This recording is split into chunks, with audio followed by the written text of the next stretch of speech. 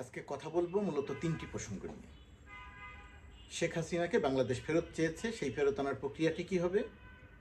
দ্বিতীয় আরেকটি বিষয়, তারেক রহমান দেশে ফিরে আসবেন, সেই সম্ভাবনা তৈরি হয়েছে। ফিরে আসবেন তিনি, সময়ের ব্যাপার। তারেক রহমান যদি রাজনীতিতে ফিরতে পারেন, দেশে ফিরতে পারেন, তাহলে দিল্লি থেকে শেখ হাসিনা কেন ফিরতে পারবেন না, এই কেন্দ্রিক যে আলোচনাটা সামনে আনা হয়েছে সেটা নিয়ে কথা বলবো। তৃতীয়ত কথা বলবো,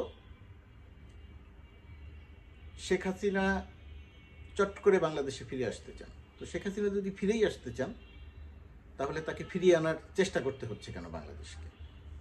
প্রথমে আসি, ভারত বাংলাদেশকে ফেরত দেবে কি, ভারত বাংলাদেশের চাহিদা অনুযায়ী, বাংলাদেশের চাওয়া অনুযায়ী শেখ হাসিনাকে ফেরত দেবে কি দেবে না। আমার ধারণা ভারত শেখ হাসিনাকে ফেরত দেবে না।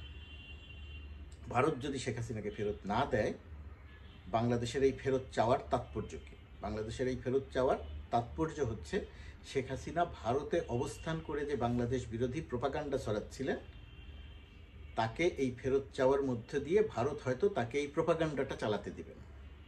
ভারতের পররাষ্ট্র সচিব বিক্রম মিশ্র বাংলাদেশ সফর করে যাওয়ার পরে বাংলাদেশ যখন এই প্রসঙ্গটি উত্থাপন করে, তখন তিনি পরিষ্কার করে বলেছেন যে শেখ হাসিনার এই কথা বলা, শেখ হাসিনার এই বক্তব্য ভারত এন্ডোর্স করে না, সমর্থন করে না।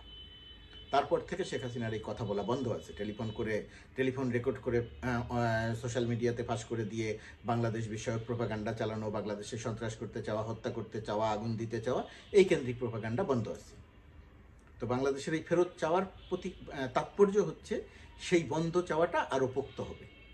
শেখ হাসিনা বাংলাদেশ বিরোধী প্রোপাগান্ডা চালাতে পারবেন না, ভারত তাকে চালাতে দিবে না। কিন্তু আইন অনুযায়ী, প্রত্যাবর্তন চুক্তি অনুযায়ী ভারত তাকে ফেরত দিবে, আমি সেটা মনে করছি না। ফেরত হয়তো দিবে না, চুক্তির মধ্যেই নানা রকমের ক্লজ আছে, ফেরত না দেওয়ার সুযোগ আছে। 1 নম্বর। 2 নম্বর হচ্ছে, রাজনীতিতে বলা হতো যে তারেক রহমান, আওয়ামী লীগাররা বলতেন যে তারেক রহমান আর কোনোদিন রাজনীতিতে ফিরে আসতে পারবেন না, দেশে ফিরতে পারবেন না। এই কথা যখন বলা হতো, তখন আমরা বলতাম যে তারেক রহমান আবার ফিরে আসবেন এবং বিশালভাবে ফিরে আসবেন। কেন বলতাম? কারণ তারেক রহমানের বিরুদ্ধে যে সমস্ত অভিযোগ ছিল, তার অনেকগুলোই অভিযোগই সঠিক ছিল না। আর তারেক রহমান অত বড় মাপের কোনো অপরাধ করে পালাননি। তারেক রহমান দেশের রাজনীতি থেকে, তাকে লন্ডনে বাধ্য করা হয়েছিল যেতে। তারেক রহমান পালিয়ে যাননি। তারেক রহমান যেতে চাননি, তাকে সেই সময় তত্ত্বাবধায়ক সরকার হুমকি মনে করে তাকে জোর করে লন্ডনে পাঠিয়েছিল। আর শেখ হাসিনার ক্ষেত্রে কি হয়েছে? তিনি পালিয়ে গেছেন, জন আন্দোলনের মুখে পালিয়ে গেছেন। তাকে পালাতে দেয়া যাবে না, দেয়া হবে না, এই চেষ্টাটা ছিল। কিন্তু সামরিক বাহিনীর সহায়তায় শেখ হাসিনা পালিয়ে গেছেন।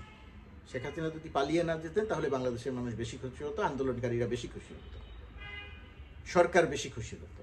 আর সেই সময় তারেক রহমানকে জোর করে পাঠিয়ে সরকার খুশি হয়েছিল।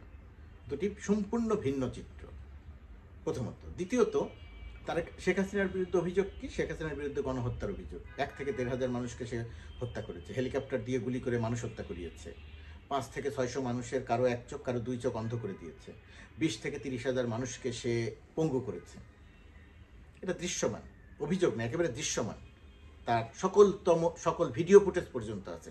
সব না থাকলে অধিকাংশ ভিডিও ফুটেজ আছে। গুলি করে মানুষ হত্যা করার ভিডিও ফুটেজ আছে। ওবায়দুল কাদেরকে দিয়ে ছাত্রলীগকে আক্রমণ করতে বলেছেন, ছাত্রলীগ আক্রমণ করেছে এবং শিক্ষার্থীদের পিটিয়েছে নির্দয়ভাবে, হত্যা করেছে গুলি করে। এগুলোর প্রমাণ আছে। তারেক জিয়া ছাত্রদলকে দিয়ে, ছাত্রদলের হাতে অস্ত্র দিয়ে সাধারণ মানুষকে হত্যা করাননি, পুলিশকে দিয়ে হত্যা করাননি, র্যাবকে দিয়ে হত্যা করাননি, বিজিবিকে দিয়ে হত্যা করাননি, সেনাবাহিনীকে দিয়ে হত্যা করাননি। অর্থাৎ মানুষ হত্যা, গণহত্যার অভিযোগ তারেক রহমানের বিরুদ্ধে নাই। মানুষ গুম করার অভিযোগ শেখ হাসিনার বিরুদ্ধে। 500 থেকে 600 মানুষ গুম করেছেন। ইলিয়াস আলী থেকে শুরু করে সালাউদ্দিন পর্যন্ত গুম করেছেন। ইলিয়াস আলীকে তো হত্যাই করেছেন।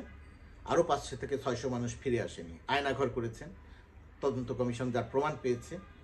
5 থেকে 7 বছর আয়নাঘরের থেকে ফিরে এসেছেন, সেরকম নজির তৈরি হয়েছে। মাইকেল চাকমা শেখ হাসিনার বিরুদ্ধে মামলা করেছেন। তারেক জিয়ার বিরুদ্ধে এরকম গুম, আয়নাঘরের কোনো অভিযোগ ছিল না, মানবতা বিরোধী অভিযোগ ছিল না। বিএনপি একটি ভোটারবিহীন নির্বাচন করতে চেয়েছিল, 15 ফেব্রুয়ারি নির্বাচন করেছিল, কিন্তু আন্দোলনের কারণেই হোক আর যে কারণেই হোক সেটা স্থায়ী হয়নি।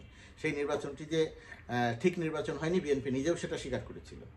আর শেখ হাসিনা কী করেছে? জোর করে 16 বছর ক্ষমতায় থেকেছে। 2009 সালের নির্বাচনটি যদি সঠিক ধরি, সঠিকই নির্বাচন, সেটাকে আমি সঠিকই মনে করি। কিন্তু 2014, 2018, 2024, 2018 রাটে ভোটের নির্বাচন, 14 এবং 24-এর ভোটারবিহীন নির্বাচন, জোর করে ক্ষমতায় থেকেছে শেখ হাসিনা। বিএনপির বিরুদ্ধে, তারেক রহমানের বিরুদ্ধে জোর করে ক্ষমতায় থাকার অভিযোগ নাই। রাতে ভোটের নির্বাচনের অভিযোগ নাই, ভোটারবিহীন নির্বাচন করার অভিযোগ নাই। যেটা ছিল সেটা তারা বাদ দিয়ে সঠিক নির্বাচন দিয়েছে বা দিতে যাচ্ছিল। দুর্নীতির অভিযোগ, তারেক রহমানের বিরুদ্ধে দুর্নীতির অভিযোগ ছিল যে হাওয়া ভবনে বসে তারা দুর্নীতি করছেন। কিছু দুর্নীতি সেখানে থেকে হয়েছে, কিন্তু শেখ হাসিনার সময়ে যে দুর্নীতি হয়েছে, হাজার হাজার কোটি টাকার দুর্নীতি হয়েছে। ব্যাংক খাত লুট হয়েছে, বাংলাদেশ ব্যাংকের ডলার চুরি হয়েছে, মেগা প্রকল্প থেকে হাজার হাজার কোটি টাকা চুরি করা হয়েছে, পাচার করা হয়েছে। শেখ হাসিনা, শেখ রেহানা, শেখ রেহানার ছেলে, শেখ রেহানার মেয়ে, শেখ হাসিনার ছেলে, শেখ হাসিনার মেয়ে, শেখ হাসিনার ভাই ব্রাদাররা কোটি কোটি কোটি কোটি, হাজার হাজার কোটি কোটি টাকা পাচার করেছে, দুর্নীতি করেছে। এগুলোর সব তথ্য প্রমাণ এখন প্রকাশিত হচ্ছে। তারেক জিয়া বা তার পরিবারের বিরুদ্ধে এই কেন্দ্রিক অভিযোগ ছিল না। একমাত্র কোকোর 20 কোটি টাকা দেশ থেকে, সিঙ্গাপুর থেকে ফিরিয়ে আনা হয়েছিল। সুতরাং শেখ হাসিনার বিরুদ্ধে যে দুর্নীতির অভিযোগ, আর্থিক খাত ধ্বংসের অভিযোগ, সেই অভিযোগ তারেক রহমানের বিরুদ্ধে ছিল না। অত্যন্ত লঘু অভিযোগ তারেক রহমানের বিরুদ্ধে। সুনির্দিষ্ট করে যদি বলি, বেসিক ব্যাংক বিএনপির সময়, তত্ত্বাবধায়ক সরকারের সময় ছিল, তারেক রহমানদের সময় ছিল একটি লাভজনক ব্যাংক। 2009 শেখ হাসিনা ক্ষমতা নেওয়ার পরে 2 বছরের মধ্যে সেটা একটা লোকসানি ব্যাংক। এক্সকে বাচ্চুকে দিয়ে, শেখ আব্দুল হাই বাচ্চুকে দিয়ে ব্যাংকটি লুটপাট করানো হয়েছে। শেখ হেলাল ছিল তার অন্যতম পৃষ্ঠপোষক।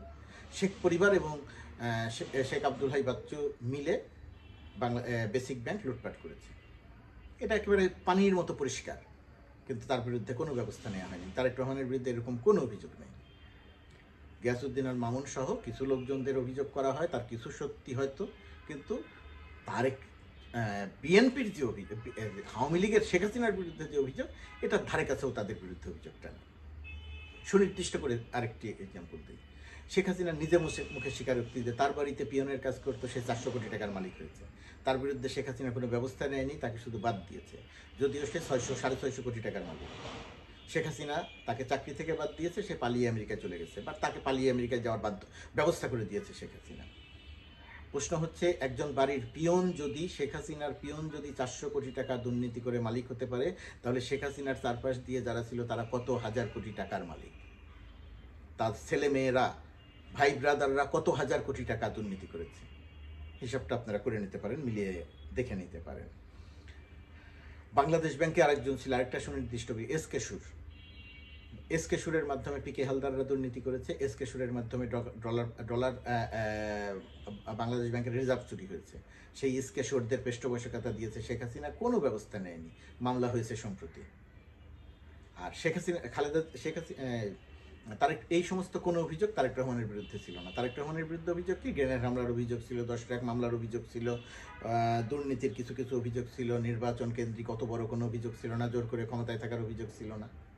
10 ট্রাক অস্ত্র, গ্রেনেড হামলা, এই মামলাগুলো যে এখন বাতিল হয়ে যাচ্ছে, বাতিল হওয়ার প্রধানতম কারণ অপরাধের শাস্তি শেখ হাসিনা চায় নাই, শেখ হাসিনা সরকার চায় নাই। শেখ হাসিনা সরকার টার্গেট করেছিল যে কোনো উপায়ে তারেক রহমানকে শাস্তি দিতে হবে, সেই কারণে মামলাটা এত দুর্বলভাবে সাজানো হয়েছিল, এখন আদালত বাতিল করে দিচ্ছে। অর্থাৎ শেখ হাসিনার সঙ্গে তারেক জিয়ার কোনো তুলনাই চলে না অনিয়ম, দুর্নীতি, জালিয়াতি, অপরাধমূলক কর্মকাণ্ডের সঙ্গে। সেই কারণে তারেক রহমান বাংলাদেশের রাজনীতিতে আবার প্রাসঙ্গিক হয়ে উঠেছেন, সবসময় প্রাসঙ্গিক ছিলেন, এবং তিনি ফিরে আসবেন। শেখ হাসিনা বাংলাদেশের রাজনীতিতে সম্পূর্ণ অপ্রাসঙ্গিক, গণহত্যাকারী, পলাতক একজন রাজনীতিবিদ, তিনি আর বাংলাদেশের রাজনীতিতে কোনোদিনই ফিরতে পারবেন না। সুতরাং শেখ হাসিনার সঙ্গে যখন তারেক রহমানের তুলনামূলক আলোচনা করা হয়, সেটা একেবারেই ভ্রান্ত আলোচনা, একেবারেই অযৌক্তিক আলোচনা। তারেক রহমানের অপরাধ, তারেক রহমানের বিরুদ্ধে অভিযোগ আর শেখ হাসিনার বিরুদ্ধে দৃশ্যমান অপরাধ সম্পূর্ণ আকাশ পাতাল, একটার সঙ্গে আরেকটার কোনো তুলনা চলে না। এটা গেল। এবারে শেষ করি এ প্রসঙ্গ দিয়ে যে শেখ হাসিনা তো ভারত থেকে হুট করে চট করে ঢুকে পড়তে চান। তো শেখ হাসিনা যদি চট করে ঢুকেই পড়তে চান, তো তাহলে বাংলাদেশের এত কষ্ট করে ফেরত চাইতে হচ্ছে কেন? তিনি তো নিজেই চলে আসতে পারেন। তিনি না বলতেন তারেক রহমানকে, সাহস থাকলে বেটা ফিরে আয়? তো এখন কি তারেক রহমান বলবে, বিএনপি বলবে সাহস থাকলে বেটি ফিরে আয়? আপনার তো অনেক সাহস, আপনি রক্ত দিতে চান, মানুষকে সেবা করতে চান, তো পালিয়ে গেলেন কেন? বললেন যে পালিয়ে যান নাই, সরে গেছেন। তো সরে গেছেন ভালো কথা, বাংলাদেশ সীমানার কাছাকাছি নাকি আছেন, তো চলে আসেন। বাংলাদেশকে এত কষ্ট করতে হচ্ছে কেন? এসে মামলা মোকাবেলা করেন, সমস্যা কি? আপনি যদি সব কিছুই করতে পারেন। একজন শেখ হাসিনা একজন পলাতক, শেখ হাসিনা একজন গণহত্যাকারী, শেখ হাসিনা বাংলাদেশের অর্থনীতি ধ্বংসকারী। সুতরাং তার ওই ফিরে আসার নৈতিক সাহস নাই। শেষ করি এটা বলে যে শেখ হাসিনা বাংলাদেশে ফিরতে পারবেন না। কারণটা কি? কারণটা সে গণহত্যাকারী। আওয়ামী লীগ বাংলাদেশের রাজনীতিতে প্রাসঙ্গিক হবে? হ্যাঁ হবে। যদি গণহত্যাকারী নেতৃত্বদের বাদ দেয়া হয় তাহলে হবে, না হলে হবে না। যদি এই অবস্থায় শেখ হাসিনা ভারতে অবস্থান করে, কথা না বলে চুপচাপ থাকে, আর আওয়ামী লীগের যদি নেতৃত্বে পরিবর্তন না আসে, তাহলে আওয়ামী লীগের ভাগ্যে দুর্যোগের ঘনঘটা আরও বাড়বে। আওয়ামী লীগ কী করবে সেটা আওয়ামী লীগের ব্যাপার। কিন্তু যে প্রসঙ্গ নিয়ে কথা বলতে চাইলাম, তার মূল প্রসঙ্গটি হচ্ছে শেখ হাসিনা বাংলাদেশের রাজনীতিতে অপ্রাসঙ্গিক, তারেক রহমান প্রাসঙ্গিক। শেখ হাসিনা আর বাংলাদেশের রাজনীতিতে ফিরতে পারবেন না। আওয়ামী লীগ যতদিন পর্যন্ত অপ্রাসঙ্গিক থাকবে, রাজনীতিতে ফিরতে পারবে না যতদিন পর্যন্ত শেখ হাসিনা সহ এই দুর্বৃত্ত চক্র নেতৃত্বে থাকবে, জয় বা অন্যরা যতদিন পর্যন্ত নেতৃত্বে থাকবে। সুতরাং এই বিষয়টি আমাদের আওয়ামী লীগের নেতৃবৃন্দকে বুঝতে হবে।